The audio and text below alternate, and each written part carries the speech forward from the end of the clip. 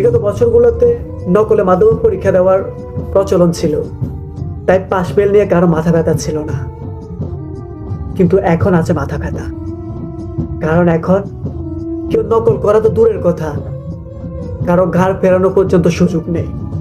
যেখানে আমরা পরীক্ষার্থীরা সংখ্যায় আছি পাশ ফেল নিয়ে, সেখানে কোথাকার কোন টিকটকার আমাদেরকে হুমকি দেয় আমাদের ভবিষ্যৎ নাকি তাদের হাতে। যখন এই পোস্টগুলো দেখি তখন একটাবার চিন্তা করেন আমাদের মেজাজের উপর কি যায়, কতটা রাগান্বিত হই, মনে কতটা আঘাত পাই। আমাদের ভবিষ্যৎ তাদের হাতে, এটা কেমন কথা? এক বোর্ডে একরকম প্রশ্ন দিয়েছে, সেটা না হয় মেনে নিলাম, কিন্তু এটা কি মেনে নেওয়া যায়? একবার এসএসসির দিকে নজর দিন। যারা খারাপ স্টুডেন্ট তারা পাস করেছে, আর যারা ভালো স্টুডেন্ট তারা অনেকেই ফেল করেছে।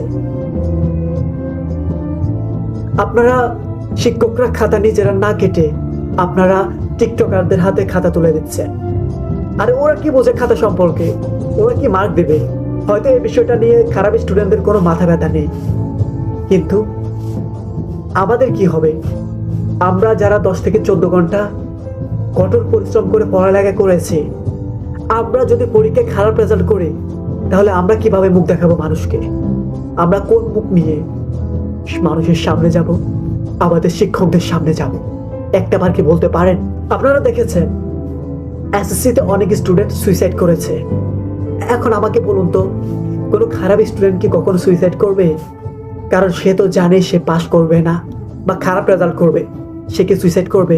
সুইসাইডটা তারা করেছে যারা ভালো স্টুডেন্ট ছিল, যারা নিজের প্রতি কনফিডেন্ট ছিল যে তারা পাস করবে, ভালো রেজাল্ট করবে, সবাইকে মুখ দেখাতে পারবে। কিন্তু ওই ক্ষেত্রে ওই সকল স্টুডেন্ট যখন ফেল করেছে তখন তারা কিভাবে সমাজের সম্মুখে মুখ দেখাবে, মানুষকে মুখ দেখাবে, সেটা চিন্তা করে তারা সুইসাইড করেছে। অতএব আমার মতে এখানে আমার কথা হচ্ছে তারা সুইসাইড করেনি, তাদেরকে হত্যা করা হয়েছে। তাদেরকে হত্যা করেছে ওই শিক্ষক নামের নরপিশাচগুলো, যারা নিজেদের সুবিধার জন্য ওই শিক্ষার্থী ওরফে টিকটকারদের হাতে শিক্ষার্থীদের খাতা নামক জীবনটা তুলে দিয়েছিল। আমি পুরো দমে বলছি তারা সুইসাইড করে নাই, তাদেরকে হত্যা করা হয়েছে। আমি শেখর স্যার, আমি আমার জুনিয়রদের হত্যার বিচার চাই। আমি প্রশাসকগণকে বলছি আপনারা যত দ্রুত সম্ভব এর বিরুদ্ধে অ্যাকশন নিন, আর আপনারা যদি অ্যাকশন নিতে না পারেন তাহলে আপনারা ঘুমান, আপনাদের কিচ্ছু করতে হবে না, যা করার আমরাই করব।